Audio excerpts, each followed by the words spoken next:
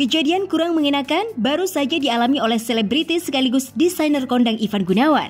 Lewat akun Instagramnya, Ivan Gunawan curhat jika ia telah bekerja sekuat tenaga untuk membuatkan baju pengantin bagi kliennya. Namun sayang kliennya tersebut hingga kini belum juga melakukan pembayaran hingga membuat ia kecewa. Karena tidak dipungkiri, bencana non-alam COVID-19 ini cukup memberikan dampak bagi usaha yang Ivan Gunawan jalani. Sampai saat ini, sang super mega bintang itu masih menunggu itikat baik sang calon pengantin yang sudah dibuatkan baju sedemikian bagusnya oleh Ivan Gunawan. Tapi bagaimana jika sang calon pengantin tak juga menunjukkan itikat baiknya untuk melakukan sisa pembayarannya? Sampai hari ini sih belum ada ya.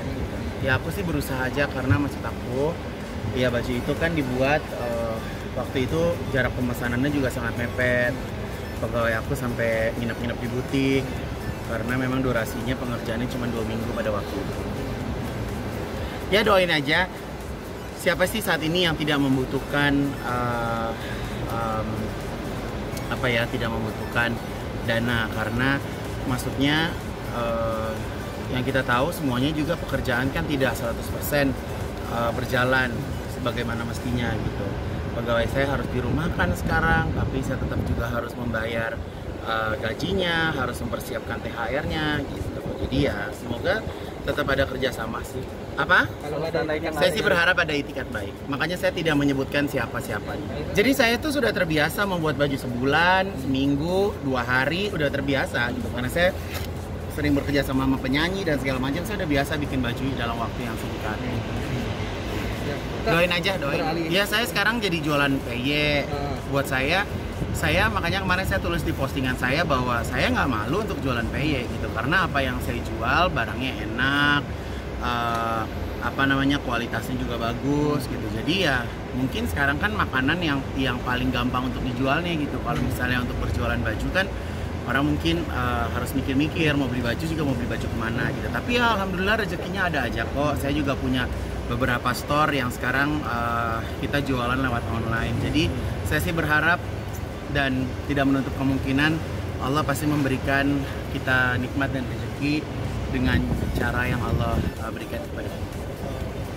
Kalau sekarang karyawan saya kerjanya saya rolling.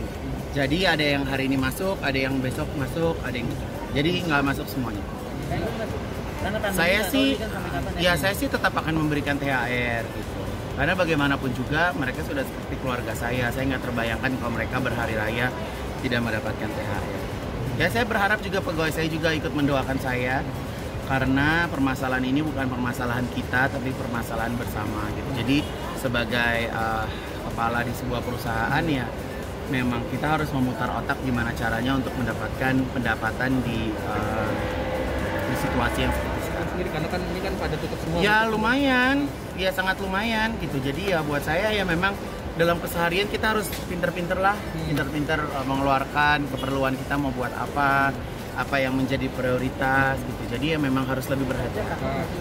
Kalau saya sih insya Allah nggak takut, karena kalau di studio kan semuanya dalam kondisi yang aman, dibersihin, ada cek suhu, disinfektan dan segala macam, dan kondisinya juga nggak rame, hanya kameramen 3 orang kalau nggak salah gitu, dan nggak ada yang di dekat-dekat kita, kayak kreatif segala macam juga. Kalau mau briefing jaraknya juga jauh.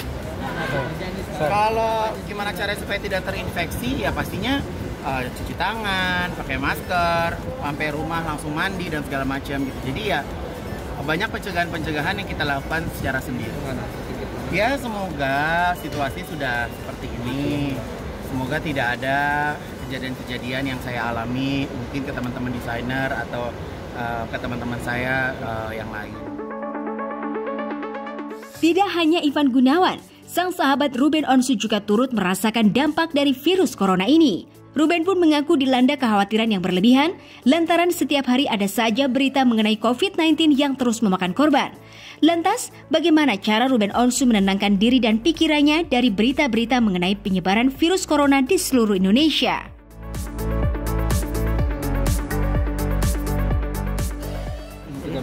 Saran dari istri saya cuman ya leave-in dulu semua grup yang ada di handphone. Jadi ya saya leave-in semuanya.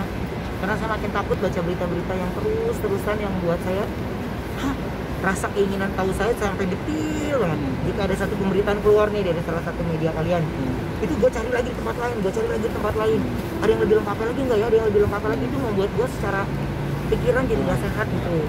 Jadi makanya karena gue kan punya anak, punya istri, mereka juga butuh gue di rumah gitu kan. Jadi wah, ini melut yang kayak gini buat gue takut gitu.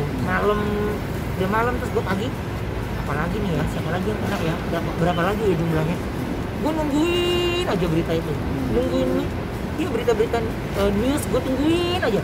Ini apalagi responnya, apalagi hasilnya ya. Itu buat gue kayaknya semakin gue banyak berita yang membuat gue takut, akhirnya gue jadi down gitu. Makanya gue lebih banyak main sama anak atau iya, gue banyak main sama anak, dia lebih sehat, ide-ide jadi banyak yang muncul, jadi nggak ketakutan, jadi gue bisa segala hal deh yang gue bisa lakukan gitu. Jadi kayaknya anak gue lebih memerlukan gue di rumah untuk bisa bercanda dengan mereka, bukan gue banyak mikir di rumah kan gitu. Jadi ya saat-saat ini gue kasih waktu untuk mereka lebih. Ya maksudnya selama saya masih bisa usahakan, itu yang saya lakukan, saya usahakan semaksimal saya bisa.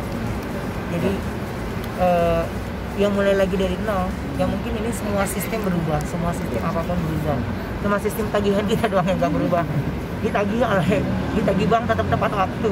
Jadi ya nggak ada pilihan selain saya jalanin aja mas. Tapi bersyukurnya dari perusahaan saya sendiri nggak ada yang saya rumahkan, nggak ada yang itu, semuanya masih berjalan. Yang penting polanya saya pun akhirnya jadi berubah, metode-metode semua itu ya, maksudnya selama saya masih bisa usahakan, itu yang saya lakukan, saya usahakan semaksimal saya bisa. Jadi yang mulai lagi dari nol, yang mungkin ini semua sistem berubah, semua sistem apapun berubah, cuma sistem tagihan kita doang yang gak berubah. Ditagih bank tetap tepat waktu. Jadi ya nggak ada pilihan selain saya jalanin aja mas. Tapi bersyukurnya dari perusahaan saya sendiri nggak ada yang saya rumahkan, nggak ada yang itu, semuanya masih berjalan. Yang penting polanya saya pun akhirnya jadi berubah, metode-metode semua.